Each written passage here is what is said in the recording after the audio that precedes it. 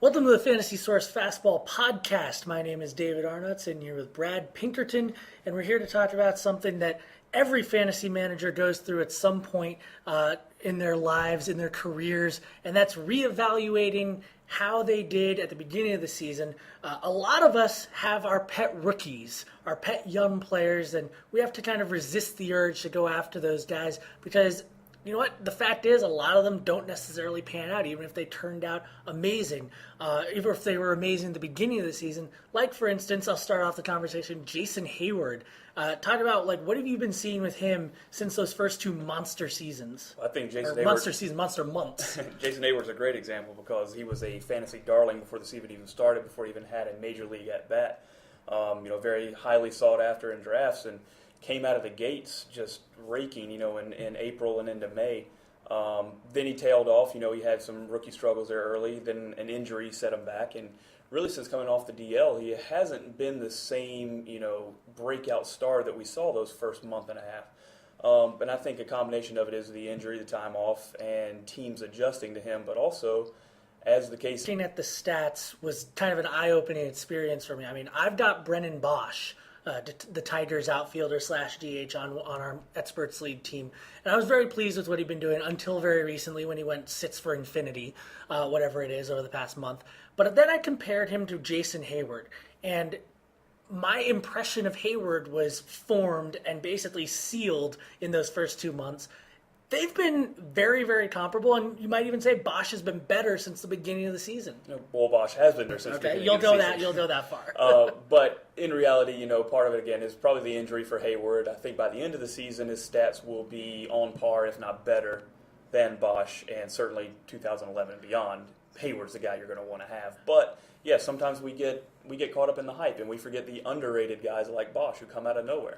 So if you've got, let's just go through here. I think you've got a list of some guys that you may still be living in a world where they're hype and still gives out hope for this season, especially in those non-keeper leagues where you don't owe anything to next season, that maybe you ought to be looking at dumping at this point. Yeah, I think if you've got these young guys that are starting to hit the wall, you can cut ties. It's the guys like Jay Bruce, who we keep hearing about 30 home run power, and you know what? It just hasn't been there this year. So what's to make us think that the last 2 months of the season is going to suddenly appear when we haven't seen it in the first four? Has he really recovered from that fractured wrist? I don't think so. It's it's been over a year now since that injury, and we really haven't seen his power return. So the jury's out on that guy. Bosch is another guy you can cut ties. Drew Stubbs is an interesting guy because his power was kind of out of nowhere. And when you look at his game log, he had 5 of his 13 home runs came in 2 games. So I think his stats are a bit inflated, and he's got a chance to lose some playing time down the stretch. Stubbs is a really funny guy because I remember Drew Stubbs coming out of high school, and he was going to be a top 15 pick overall in the Major League Draft, but he decided to go to Texas, where the scouts said all along, he's the exact same guy he was when he came in. He didn't actually improve, and it feels the exact same way now that he's gone through the minors, come up to the majors. He's the exact same tools-heavy guy who still hasn't really figured out how to control the strike zone. Stubbs reminds me of the all-or-nothing fantasy receiver. He's going to give you 0 catches or 10 catches and 100 yards. Devery Henderson. Yeah, exactly. He is the Devery Henderson of fantasy baseball. What about some of the pitchers that you're seeing that have been hitting a wall recently? Again, young guys. It's the Phil Hughes, Jaime Garcia. That whip is increasing. John Neese. Look at Jeff Neiman, and even his teammate David Price has been mortal recently.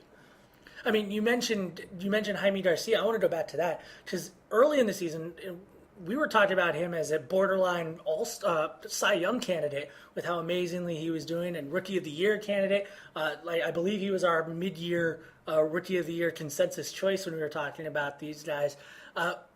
We all know about Jeremy Hellickson coming up behind those Rays.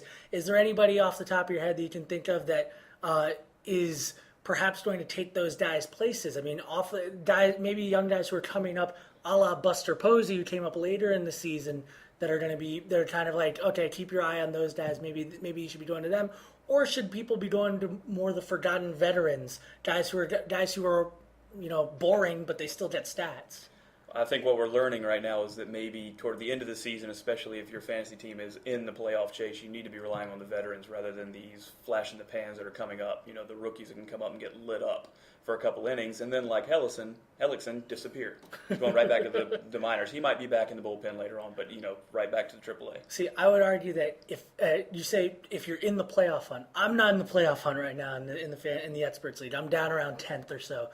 I feel like my kind of team is the one where you're still scraping, you're still going for the Hellicksons and hoping that the Rays bring him back up and leave him up there and say, lightning in a bottle, I need it right now. This is my last chance. That's when you swing for the fences. All right, well, Brad, thanks for joining us on the podcast. Thanks a lot.